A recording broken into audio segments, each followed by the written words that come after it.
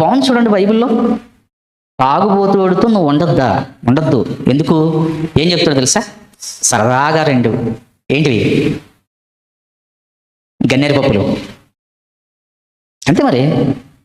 గన్నేరు పప్పు అంటే నువ్వు డైరెక్ట్గా తినవుగా, అవి దంచి అక్కడ పిండి చేసి ఒక గిన్నెడు కలిపితే చక్కగా 2 ఐస్ క్యూబ్స్ వేసావు అనుకో, తాగేస్తాం.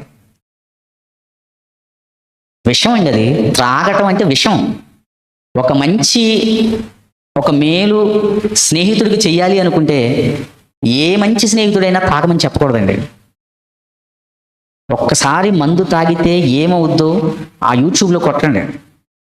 లివర్ ఎలా డ్యామేజ్ అయిపోద్దో, అన్నావాహిక ఎలా డ్యామేజ్ అయిపోద్దో, మిగిలిన అవయవాల మీద ఎంత ప్రభావం చూపిస్తుందో.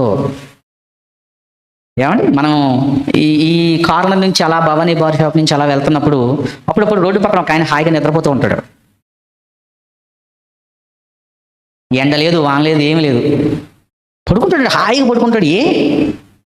వాడు మాయలో ఉన్నాడు, మత్తులో ఉన్నాడు. ఏమంటే ఏమని ప్రారంభించుంటాడు అతని జీవితంలో? మందు తాగటం అనే ఈ విషయంలో ఏమని ప్రారంభించుంటాడు చెప్పండి? స్నేహితులే కదా. దుర్మార్గులందరూ రాడే.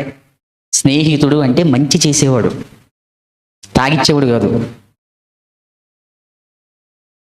కొంచెం తాగరా, పైపించి డైలాగులు ఎలా ఉంటాయి? మేమంతా చెడిపోయిన వాళ్ళం, వీడొక్కడ మంచివాడండి.